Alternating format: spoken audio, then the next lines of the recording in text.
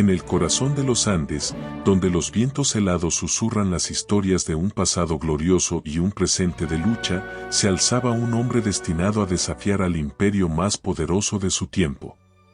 José Gabriel Condorcanqui Noguera, conocido como Túpac Amaru II, había nacido alrededor de 1738 en Surimana, en la región de Canas, dentro del Virreinato del Perú. Descendiente directo de los soberanos incas, heredó no solo un linaje real, sino también el peso de un pueblo sometido durante siglos. Su nombre, tomado del último inca ejecutado por los españoles en 1572, se convertiría en sinónimo de resistencia. El 4 de noviembre de 1780, Túpac Amaru II proclamó el inicio de una insurrección que buscaba acabar con las injusticias coloniales. El sistema de Mita, que obligaba a los indígenas a trabajar en condiciones inhumanas en minas y haciendas, y los impuestos abusivos habían empujado a su pueblo al límite. Desde Tinta, donde fue cacique, Túpac Amaru lideró un movimiento que no solo exigía justicia, sino también la restauración de la dignidad de los descendientes de los incas. La captura y ejecución del corregidor Antonio de Arriaga fue el acto que marcó el inicio de la lucha. Miles de indígenas, mestizos y criollos se unieron a su causa, viendo en él a un libertador. Las fuerzas rebeldes crecieron rápidamente, extendiendo su influencia por vastas áreas del virreinato. Sin embargo, este movimiento también enfrentó la traición y la represión brutal de los españoles.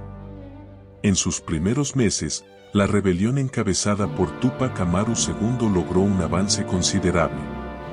Las comunidades indígenas, cansadas de los abusos sufridos durante más de 2 siglos de dominación colonial, se unieron a su causa en un movimiento sin precedentes. La rebelión no solo atrajo a los campesinos y trabajadores explotados, sino también a algunos criollos descontentos con las políticas económicas de la corona española. El asedio a la ciudad de Cusco fue uno de los momentos cumbres de la insurrección. Aunque finalmente fracasó, este acto demostró la capacidad de organización y liderazgo de Túpac Amaru II y de su esposa, Micaela Bastidas, quien desempeñó un papel crucial como estratega.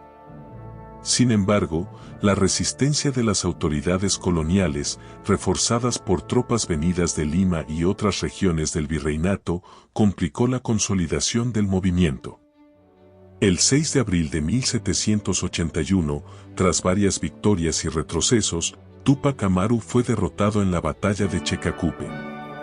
Su captura fue posible gracias a una red de traiciones que involucró a antiguos aliados como Francisco Santa Cruz Pumacahua, quien cambió de bando para garantizar su propia supervivencia. Junto a Túpac Amaru, también fueron aprehendidos su esposa, Micaela Bastidas, sus hijos Hipólito y Fernando, y otros familiares y seguidores leales. Tras su captura, Túpac Amaru fue llevado a Cusco, donde enfrentó un juicio sumario presidido por el corregidor José Antonio de Areche. Este hombre, encarnación del poder colonial, buscaba no solo castigar al líder rebelde, sino también destruir el espíritu de resistencia que éste había encarnado. La sentencia fue clara y despiadada. Túpac Amaru sería ejecutado junto con su familia y sus restos serían dispersados por el virreinato como advertencia para cualquier otro que osara desafiar a la corona. El 18 de mayo de 1781, la plaza de armas de Cusco se llenó de espectadores convocados para presenciar el acto final de la rebelde dinastía incaica. Los verdugos comenzaron con los allegados de Túpac Amaru. Hipólito, el primogénito, fue ahorcado frente a sus padres luego de que le cortaran su lengua. Siguió el turno de Micaela Bastidas, quien había sido su estratega y compañera inseparable. También buscaron cortarle la lengua antes de su ejecución, pero al no poder hacerlo, cumplieron la sentencia de garrote vil para finalmente realizar la bisección.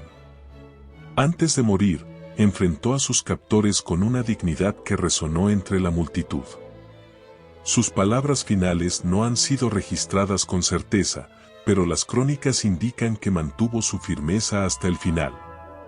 La brutalidad de los eventos buscaba quebrar el espíritu de Túpac Amaru, pero solo logró grabar en la memoria colectiva la imagen de un líder que enfrentó la muerte con serenidad.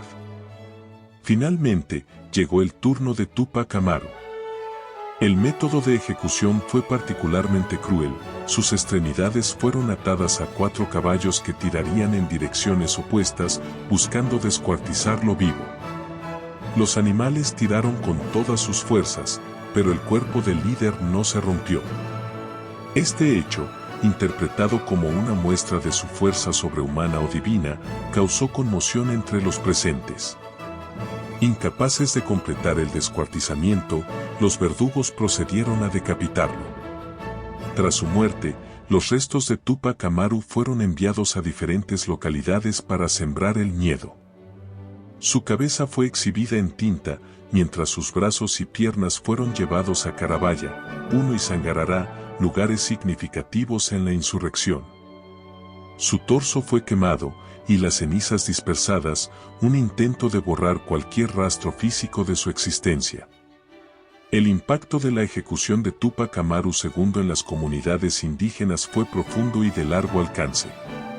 Aunque su muerte fue diseñada para sembrar el terror, en muchos aspectos tuvo el efecto contrario, consolidó su estatus como mártir y símbolo de resistencia. Las historias de su valentía y sacrificio se transmitieron de generación en generación, alimentando el espíritu de lucha de los pueblos andinos.